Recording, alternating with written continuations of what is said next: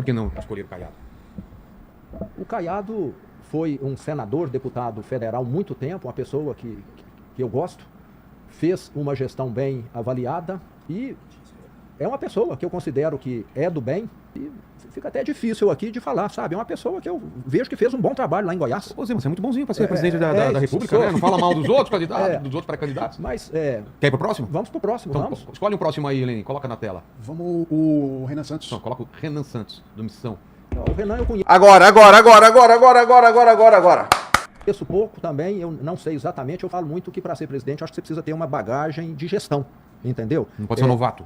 Porque você vai ter de montar uma equipe, e quem sabe montar uma equipe boa, sabe coordenar essa equipe, acompanhar, as coisas vão acontecer naturalmente. Foi o que eu fiz no setor privado e o que eu fiz no governo de Minas, entendeu? Você criar uma grande empresa, você não faz tudo sozinho, não. Você sabe disso. Claro, você aqui tem uma equipe, não tem? Sim. Sozinho aqui você não estaria com o resultado que você tem hoje. Nota 10, né, Helene? Obrigado. De 0 a 1000, nota 10. Então, eu falo isso. Então, não sei, o Renan é um sujeito que eu conheço muito pouco. Não sei essa experiência que ele tem.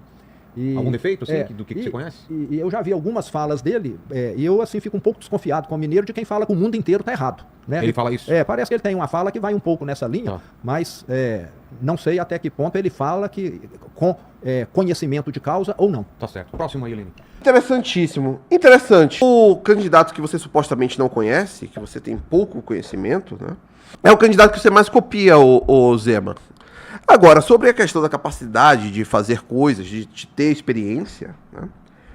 Vamos lá. Eu acho que aqui você chegou em um ponto excelente para Renan Santos. Eu acho que é dos pontos onde o Renan Santos mais vai se destacar, inclusive em relação a você, que foi governador durante 8 anos. O Renan Santos ele tem experiência no setor privado, não como herdeiro, tá? Não como herdeiro. Se você pedir para ele fazer uma coisa de funilamento, ele sabe fazer. Sabe por quê? Porque ele foi para Bahia empreender. Ele não teve que herdar algo que era do avô.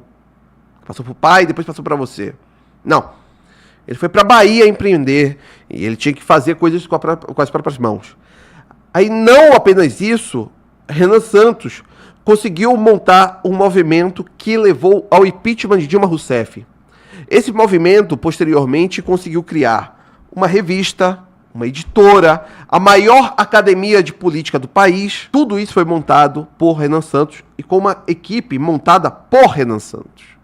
Uma equipe montada por ele. Só que não é apenas isso. Você, Zema, está em um partido que te convidou a participar, não é? Você só vai ser candidato, segundo você, só foi candidato a governador, segundo você mesmo, porque você foi convidado por um partido e queria ajudar esse partido. Pois bem, existe uma diferença fundamental entre você e Renan Santos. Sabe qual é essa diferença fundamental? Renan não foi convidado para o partido. Renan fundou o próprio partido, mas não é qualquer partido. É o único partido a conseguir o mínimo de assinaturas em todos os estados da federação. Mas não somente. Foi o partido mais rápido a conseguir isso. E com o maior número de assinaturas na história do país. Mais do que o PSD de Kassab, mais do que PL, mais do que qualquer outro. Tudo isso feito pela cabeça de Renan Santos. Então você quer falar sobre experiência de gestão? O Renan tem experiência de gestão. Quer falar sobre experiência de política? Renan tem experiência de política. O que você quer dizer é o seguinte: o Renan Santos ainda não exerceu nenhum cargo executivo ou legislativo. Sim, é verdade. Mas perceba, eu acho que isso é a parte mais fraca de todas. Você, por exemplo, exerceu o mandato de governador por 8 anos e tudo que você pode fazer é copiar as propostas de Renan Santos. É isso. Acho que está respondido. Acho que ficou bem respondido. Não ficou? Espero que tenha ficado. Vocês viram a pergunta do Murilovski? Murilovski mandou um superchat lá na live do Zema. Boa tarde, governador. Por que você copia todas as propostas do Renan e não dá os créditos? Então, Vilela, eu sempre detestei política. Olha como a vida... Vamos lá, calma aí, que agora chegou uma parte boa. Como ele sempre detestou a política. Eu tive 1.5, aquele que tinha aquelas faixinhas embaixo, assim. Sim. É legal, cara. Olha só. Então nós temos essa coincidência. Pois então. Primeiro carro. Mas aí como que você foi encaminhando pra política?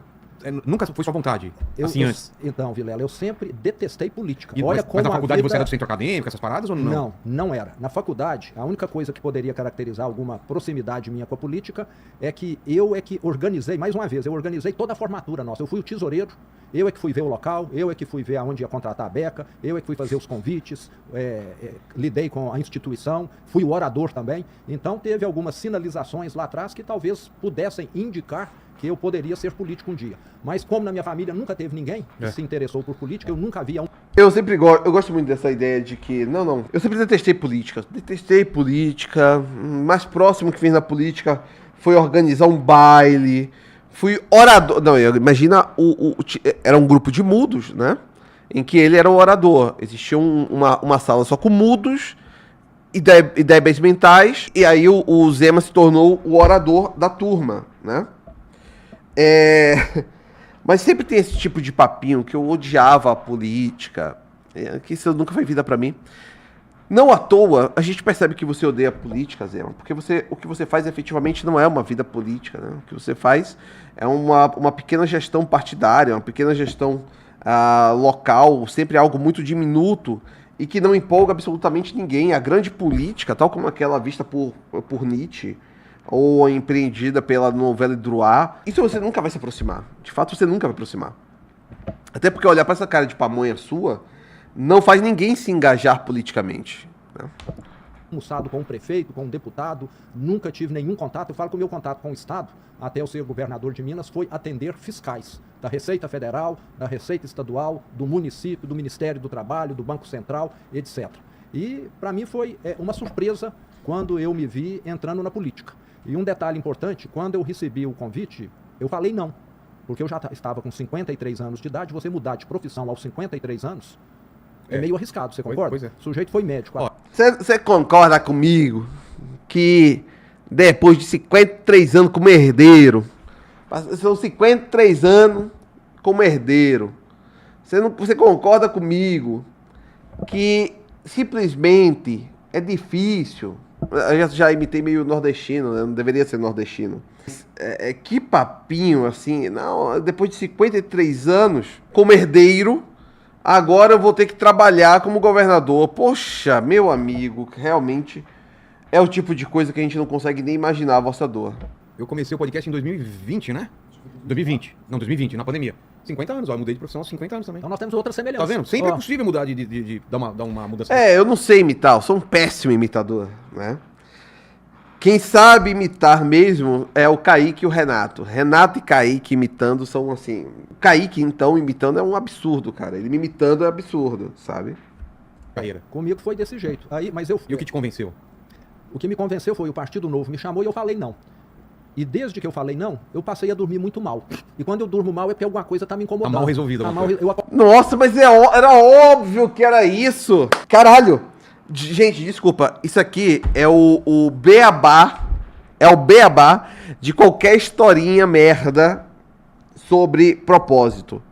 Qualquer historinha merda sobre propósito. Isso aqui é o beabá. Que é... Eu rejeitei o chamado do herói. Mas... aquilo continuou a me incomodar. Incomodou tanto. Será que ele vai falar que ele... Olha só. Existe um caminho que geralmente é o caminho adotado para resolver isso, que é o seguinte. Eu acho que podemos chegar nisso. Vamos ver se ele vai por esse caminho ou não. Que como é que as pessoas resolvem isso? Pedir a Deus que Deus desse um caminho. Que eu pudesse... Senhor, se for da tua vontade, me mostra isso. E aí acontece algum evento que mostra pra ele que tem que seguir por aquele... Vamos ver se ele vai por esse caminho. Acordava à noite e ficava pensando, eles estão me chamando? Eu sempre critiquei tanto o Estado, sempre achei que o Estado complica tanto a vida das pessoas. Sempre falou, alguém tem que fazer alguma coisa, Isso, agora eu estou sendo chamado e não vou. Mas eu fiquei com muito medo. Eu achei que eu pudesse estar tendo alguma alucinação, pudesse estar tendo alguma coisa que estivesse me cegando. E eu fiz questão de ir numa psicóloga para ela me dar um atestado de sanidade mental. Porque às vezes... Sério? Fui. É mesmo? Fui. E ela conversou comigo lá 1, 2 horas, perguntou muitas coisas, e ela falou, não, você só está indignado, inconformado, e você está querendo contribuir. e você nunca contribuiu, não é questão de mudar de profissão ou não, é questão... E coincidiu, Vilela, desse convite ter sido feito logo um ano depois que eu saí da empresa, eu estava no conselho de administração, então com a vida resolvida, filho criado, ganhando ou perdendo a eleição, não iria fazer nenhuma diferença para mim. E eu fui muito com o intuito de ajudar o Partido Novo, que você deve conhecer de nome. Claro. Ok, em vez dele ir na igreja, ele foi no psicólogo. Foi outro tipo de pastor. Ele foi no psicólogo. Psicóloga. Eu não sei imitar, vai pra puta, eu não sei imitar, velho. Ô, doutora, eu estou sem saber o que fazer. Eu tô ficando doido, doutora. Eu não consigo dormir. Por que você não consegue dormir, senhor Zema? Senhor Zema? Por que o senhor não consegue dormir, senhor Zema? E o Zema vai lá e explica. Olha, eu não estou conseguindo dormir porque me chamaram para ser governador de Minas Gerais. E como você sabe, eu sou um homem indignado. Eu estou indignado. Aí a doutora. Você está muito bem, senhor Zema. Você está muito bem. Você tem um ótimo coração. E você, na verdade, está indignado. Então vá lá e faça melhor do que eles. E ele foi e fez. Assim, o cara é realmente uma coisa de louco. Uma coisa de louco. É o partido mais coerente que tem, é um partido combativo, é um partido que faz tudo certo, é um partido que manda para fora quem não segue os seus princípios e valores. Como deveriam ser todos, né? Nós queremos votos, mas se alguém que tem votos não segue os nossos princípios e valores, diferente de outros partidos, a gente coloca para fora, entendeu? É o partido que tudo é transparente, nós não temos uma agenda número 2, não. Então eu fui muito com o intuito de estar ajudando o Partido Novo. E contrariando todos e tudo, eu acabei sendo eleito em 2018, e foi uma vitória diferente de tudo. Porque eu cresci, foi na última semana para o primeiro turno. Até então eu estava com 12% de intenção de votos. Quem estava em primeiro? Quem estava em primeiro era o Anastasia, depois o Pimentel. E em terceiro lugar eu. Bem distante. Bem distante. Era tipo assim, um tinha 30, o outro tinha 20, eu tinha 12. Era alguma coisa próxima a isso. E já no primeiro turno eu fui para 42%, em primeiro lugar. Foi aquela subida. Eu falo Qual foi o fato?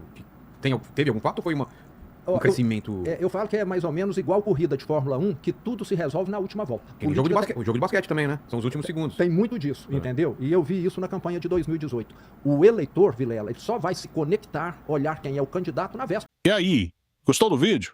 Se inscreva no canal para mais cortes do MBL. E também deixe o like e algum comentário para estar apoiando o meu trabalho. Até a próxima.